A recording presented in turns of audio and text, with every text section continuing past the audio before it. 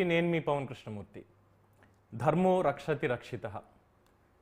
ధర్మాన్ని మనం రక్షిస్తే ఆ ధర్మమే మనల్ని రక్షిస్తుంది. ఇది పెద్దలు మనకి చిన్నప్పటి నుంచి చెప్పి పెంచారు. ధర్మం అంటే ఏమిటి? అనుసరించదగ్గది, ఆచరించదగ్గది సనాతన ధర్మం. ఇప్పటి నుంచి కాదు, భూమి పుట్టిన తర్వాత, అంటే హైందవ సంస్కృతికి సంబంధించి, సాంప్రదాయాలకి సంబంధించి, హైందవ ధర్మానికి సంబంధించి మనకు చెప్తూనే ఉంటారు ఏమేమి ఉన్నాయి, ఎలా జీవించాలి. ధర్మం అంటే నథింగ్ బట్ ఎలా జీవించాలి, హౌ టు లివ్. ఇది ఒక్కొక్కరికి ఒక్కొక్కలా ఉండొచ్చు. అంటే ఒక్కొక్క మతం మనకి ఇప్పుడు చూస్తున్నాం కదా, ప్రతి ఒక్కరికి వాళ్ళ ఆచారాలు, వాళ్ళ వ్యవహారాలు, వాళ్ళ సాంప్రదాయాలు ఇలా డిఫరెంట్గా ఉండొచ్చు. కానీ ధర్మం జోలికి వచ్చి ఈ ధర్మం మంచిది కాదు, ఈ ధర్మం చెడ్డది, ఈ ధర్మాన్ని నిర్మూలించాలి, లేదంటే ఇంకొక ధర్మం మీద దాడి చేయాలి అనేటువంటి ఉద్దేశాలు చాలామందికి ఎక్కువైపోతున్నాయి. అన్ఫార్చునేట్లీ దీని మీద రాజకీయాలు కూడా జరుగుతున్నాయి. చాలా రాజకీయంలోకే వచ్చేసింది, అంత ధర్మంలోకి రాజకీయం చొచ్చుకుంటూ వచ్చి ఈరోజు ప్రజల్ని ఇబ్బందులు పెట్టేటువంటి పరిస్థితే మనం చూస్తున్నాం. ఎందుకు ఇప్పుడు మళ్ళీ ఇదంతా కూడా సనాతన ధర్మం మీద లేదంటే ఇది మాట్లాడడం అంటే, దీనికి మూలం ఎక్కడొచ్చింది? తిరుమల స్వామివారి లడ్డూ ప్రసాదంలో కల్తీ జరిగింది, కల్తీ చేయబడినటువంటి నెయ్యి వాడడం జరిగింది అన్న ఒక్క మాటతోటి మొత్తం తేనె తుట్టె కదిలింది.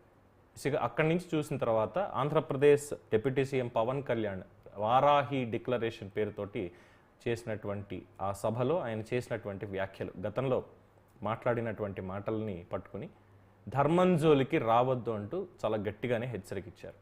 దానికి మళ్ళీ కౌంటర్ కూడా వచ్చిందనుకోండి. అయితే ఏం జరుగుతోంది అసలు? ఎందుకు మౌనంగా ఉండాలా, మాటలు పడుతూ ఉండాలా, ఇష్టం వచ్చినట్టు మాట్లాడుతూ ఉంటే అనేది పవన్ కళ్యాణ్ ఆగ్రహం. సో దీని మీద ఇప్పుడు దేశవ్యాప్తంగా చర్చ జరుగుతోంది. పవన్ కళ్యాణ్ మీద తమిళనాడులో కేసు కూడా పెట్టారు. ఉదయనిధి స్టాలిన్ని ఆయన ఈ విధంగా వ్యాఖ్యానించారు. ఆయన మా డిప్యూటీ సీఎం, ఇలా వ్యాఖ్యానించడం ఎంతవరకు సమంజసం అని చెప్పి ఒక న్యాయవాది ఎవరు కేసు కూడా పెట్టారట. అది ముందు నడుస్తుంది. సో దానికి ఉదయనిధి స్టాలిన్ గతంలో చేసిన వ్యాఖ్యలు ఏంటి? సనాతన ధర్మం అనేది డెంగ్యూ, మలేరియా లాంటిదే, దాన్ని నిర్మూలించాల్సిందే. సెప్టెంబర్ 3, 2023 సంవత్సరం నాడు ఉదయనిధి స్టాలిన్ ఎమ్మెల్యేగా చేసినటువంటి వ్యాఖ్యలు. అంటే సనాతన ధర్మాన్ని ఆచరించేటువంటి వాళ్ళు ఉదయనిధి స్టాలిన్కి మరి ఓట్లు వేయలేదా? లేదు, వాళ్ళ ఓట్లు కాకుండా మిగతా వాళ్ళ ఓట్లతో మాత్రమే ఆయన గెలిచారా? అంటే నాస్తికులను, వేరే మతాల వాళ్ళను.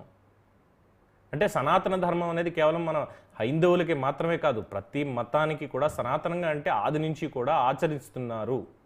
వాళ్ళ మతం పుట్టుక దగ్గర నుంచి ఆచరిస్తున్నారు. ఈ పాయింట్ ఎందుకు మర్చిపోతున్నారు? సో దీని మీదే ఇప్పుడు మొత్తం ప్రజల్లో కూడా ఆగ్రహం వ్యక్తం అవుతోంది. మళ్ళీ పవన్ కళ్యాణ్ ఈ వ్యాఖ్యలు తీయడంతో అటు తమిళనాడులో కూడా కాస్త రచ్చ స్టార్ట్ అయింది. సో దీని మీదే ఈరోజు డిస్కషన్. మనతోటి అందుబాటులో ఉన్నారు ప్రముఖ అనలిస్ట్ నాగార్జున గారు స్టూడియోలో, అలాగే యమునా పాఠక్ గారు, భారతీయ జనతా పార్టీ మహిళా నేత, జూమ్లో కాసేపట్లో జాయిన్ అవుతారు. నమస్కారం నాగార్జున గారు. నమస్తే సార్. అంటే చాలామందికి ఇప్పుడు మళ్ళీ వచ్చింది ఏంటంటే, అసలు సనాతన ధర్మం అంటే ఏమిటన్న ప్రశ్న వస్తుంది. అంటే మళ్ళీ ఏబిసిడి నుంచి స్టార్ట్ చేసుకోవాలి, ఆ నుంచి స్టార్ట్ చేయాలి మళ్ళీ అన్నటువంటిది. ఎందుకంటే చిన్నప్పటి నుంచి ఇంట్లో పెంచారు అందరినీ. నాన్న పొద్దున్నే నిద్రలేవాలి, 5 గంటలకు నిద్ర లేవాలి అని చెప్పి రాత్రి ఏ టైంకి పడుకునే వరకు చేయాల్సిన పనులు ఇవన్నీ కూడా జీవన విధానం. ఆ జీవన విధానాన్ని ధర్మం అని పెద్దలు ఎప్పుడో గ్రంథస్థం చేసి చెప్పారు మనకి. బట్ మళ్ళీ ఇప్పుడు సనాతన ధర్మం అంటే ఏమిటి, అసలు సమాధానం చెప్పండి అనే ప్రశ్నకి ఏం సమాధానం చెప్పాలి? అంటే సనాతన ధర్మం అంటే ఏంటి, సమాధానం చెప్పండి అని ప్రశ్నించే ముందు సనాతన ధర్మం గురించి వాళ్ళకి పూర్తిగా తెలిసి ఉండాలి. మిడిమిడి జ్ఞానంతో ఏదో కాస్త కూస్తో అక్కడ కాస్త ఇక్కడ కాస్త చదువుకొని అసలు సనాతన ధర్మమే వైరస్ లాంటిది, దాన్ని నిర్మూలించాలి, డెంగ్యూ మలేరియా లాంటి వైరస్ని అన్నప్పుడు మరి ఇదే వ్యాఖ్య చేసిన ఆయన ఫస్ట్ నిర్మూలించాల్సింది, ఆవిడ చనిపోయి బతికిపోయింది కానీ కరుణానిధి గారి భార్య. కరుణానిధి గారేమో నాస్తికత్వాన్ని బోధించేవాడు. వాళ్ళ ఇంట్లో అన్ని రకాల పూజలు బాగా జరిగేవి. ఈ సనాతన ధర్మం ఏదైతే డెంగ్యూ అని ఇదని వైరస్ అంటున్నారో, మరి ఆ వైరస్ని వీళ్ళ నాన్నగారు కానీ వీళ్ళ తాతగారు కానీ ఎందుకు నిర్మూలించలేదు? అంటే నీ ఇంట్లో ఉన్నటువంటి వైరస్నేమో నువ్వు నిర్మూలించుకోలేవు, బయటకు వచ్చి మాత్రం పెద్ద పెద్ద ఉపన్యాసాలు చెప్తారు. అతను అంటుందేంటి, డిఎంకే ప్రధానమైనటువంటి వాదన ఏంటంటే సనాతన ధర్మం, దాన్ని ఏదైతే హిందూ ధర్మం అని ఇప్పుడు అంటున్నారో దాంట్లో సమానత్వం అనేది లేదు, వర్ణ వ్యవస్థ ఉన్నది.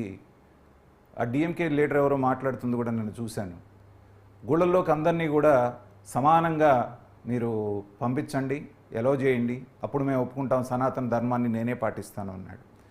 ఏ గుళ్ళోకైనా ఇప్పుడు ఈ కాలంలో దళితులను ఇంకొకళ్ళను ఆదివాసులను మీకు ప్రవేశం లేదనేటువంటి గుడి ఆంధ్రదేశంలో ఎక్కడన్నా ఉందా? లేదు. అలా ఎవరన్నా అన్నారు అంటే అది చట్టరీత్యా నేరం. అవును. వాళ్ళకంటూ కొన్ని ప్రత్యేకమైనటువంటి చట్టాలు, ఇది ఒక 100 సంవత్సరాల క్రితం 200 సంవత్సరాల క్రితం ఈ మాట మీరు అన్నారు అంటే ఒక అర్థం ఉంది. ఇవాళ వాళ్ళకంటూ ఒక ప్రొటెక్షన్ వచ్చి ఇలాంటిది మీరు గుడిలోకి రావడానికి లేదు అని ఏదైనా పల్లెటూరులో చాదస్తంగా అంటే కూడా కేసులు పెట్టి లోపలేస్తున్నారు. అలాంటి సందర్భంలో మీరు ఏ సమానత్వం గురించి మాట్లాడుతున్నారు? ఇవాళ మీరు ఎవరైతే బలహీనులు సమానత్వం లేదన్నారో రాజ్యాంగం వాళ్ళకి కల్పించినటువంటి చట్టాన్ని ఉపయోగించుకొని వాళ్ళే అయిన దానికి కాని దానికి మిగతా వాళ్ళ మీద కేసులు పెట్టి నాన్ బెయిలబుల్ వారెంట్ల కింద దాన్ని ఒక ఆయుధంగా వాడుకుంటున్నారు. దాని గురించి ఎవరన్నా మాట్లాడారా?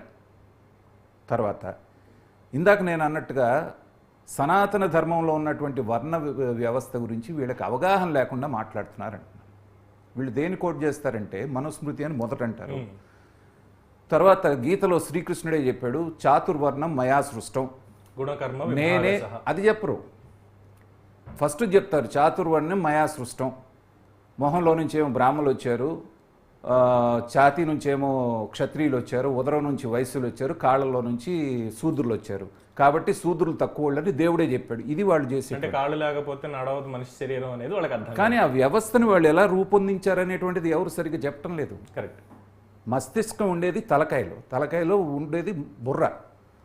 సో ఆలోచనాపరమైనటువంటి విద్యా సలహాలు ఇచ్చేటువంటి వాళ్ళుగా వేదాన్ని చదివి వాళ్ళకి సమాజానికి మేలు చేయాల్సిన తలకాయగా బ్రాహ్మణులు నిర్ణయించారు. బాహువులు కింద బల ప్రదర్శన ద్వారా రాజ్యాన్ని కాపాడాలి కాబట్టి క్షత్రియులకు ఆ పాత్ర పోషించారు. ఉదరం అంటే పోషణ చేయాలి కాబట్టి వ్యాపారం, వస్తువులు, వ్యవహారానికి సంబంధించి వయసులకు ఇచ్చారు. ఈ 3 వ్యవస్థల్ని మోసేటువంటి బాధ్యత కాళ్ళకిచ్చారు. కమ్మరి, కుమ్మరి, రైతులు, మిగతా వాళ్ళు అందరూ కూడా కలిసి ఈ 3 బలంగా ఉంటే రాజ్యం బాగుంటుంది కాబట్టి మోసేటువంటి బాధ్యత. దీంట్లో వివక్ష ఎక్కడొచ్చింది? పోనీ శ్రీకృష్ణుడు చెప్పిందే తీసుకుందాం, చాతుర్వర్ణం మయా సృష్టం గుణ కర్మ విభాగ సహా. వాళ్ళ గుణాలను అంతకంటే బట్టి విభజించబడి, వాళ్ళ యొక్క గుణాన్ని బట్టి. ఒక క్షత్రియ వంశంలో పుట్టినటువంటి ఆయన వేదం నేర్చుకొని బ్రహ్మాండంగా వేదం చదువుతూ ఉంటే అతను బ్రాహ్మడే.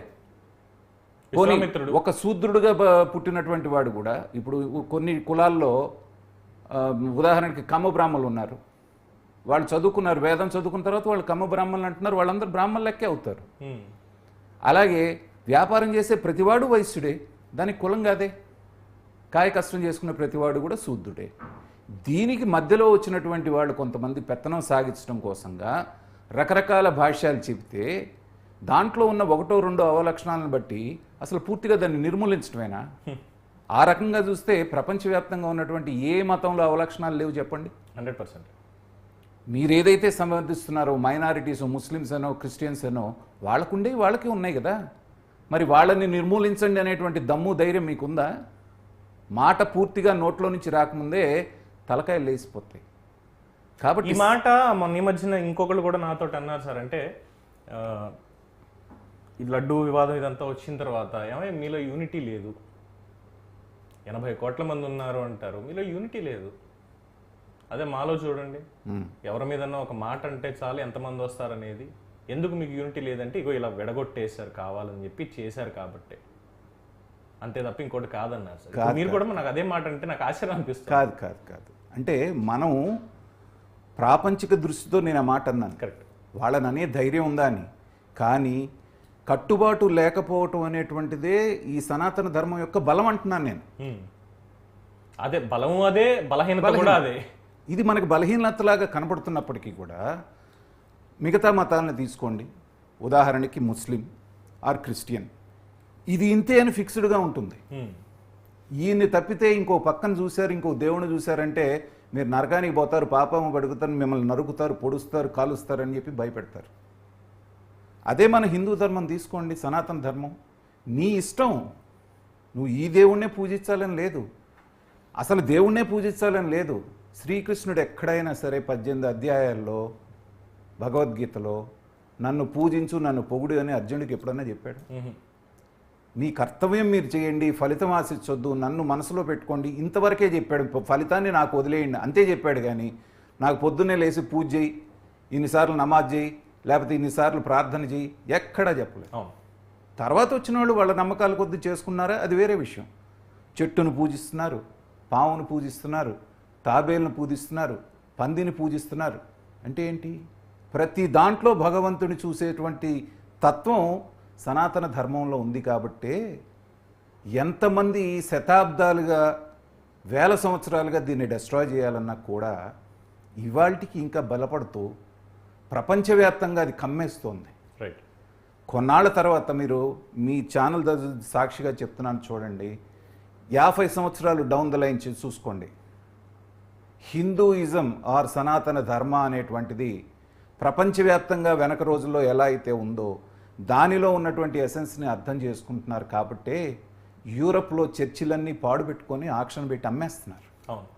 వాటన్నిటినీ హిందువులు వాళ్ళు కొనుక్కొని వాటిని దేవాలయాలుగా మిగతా వాటిగా మారుస్తున్నారు. ఇవి కూడా వాళ్ళు గమనించకపోతే సనాతన ధర్మం నిజంగానే మీరు అన్నట్టుగా వైరస్ అయితే ఈనాళ్ళు బతుకుద్దా? వైరస్ని చంపడానికి ఎంతోమంది ప్రయత్నం చేస్తారు. కరెక్ట్. అన్ని రకాల ప్రయత్నాలు వ్యర్థమైనాయి కదా. ఇవాళ వచ్చే పసిపిల్లల దగ్గర నుంచి నాకు ఒకప్పుడు క్లాసికల్ మ్యూజిక్, క్లాసికల్ డ్యాన్స్ అనేటువంటిది మధ్యలో కొన్నాళ్ళు స్వతంత్రం వచ్చిన దగ్గర నుంచి ఆ వెస్ట్రన్ కల్చర్కి అలవాటు పడ్డ కొన్ని జనరేషన్స్ అసలు ఇదంటేనే అసహించుకునేవి. అవును. నాకు అవంటే చాలా ఇష్టం కాబట్టి నాకు కొంత బాధ ఉండేది, అసలు ఏంటి ఇది ఏమైపోతుందని. కానీ గత 10-15 సంవత్సరాల తర్వాత ఈ ఇన్ఫర్మేషన్ టెక్నాలజీ ఏదైతే వచ్చిందో, ఈ కమ్యూనికేషన్ విప్లవం వచ్చిన తర్వాత చిన్న పిల్లలు కూడా ఎలాంటి నిజంగా క్లాసికల్ మ్యూజిక్, డ్యాన్స్, మన కల్చర్ పట్ల వాళ్ళు చూపిస్తున్నటువంటి ఉత్సాహం చూస్తూ ఉంటే ఇక డోకా లేదు. ఇంకొక 50 సంవత్సరాలు డౌన్ ద లైన్ విశ్వగురు మళ్ళీ భారతదేశం సనాతన ధర్మం కాబోతుంది అనేటువంటిది నా బలమైనటువంటి భావన. కాబట్టి అలాంటి మూర్ఖులు మాట్లాడేటువంటి మాటలకి మనం పవన్ కళ్యాణ్ గారు ఏమన్నారు?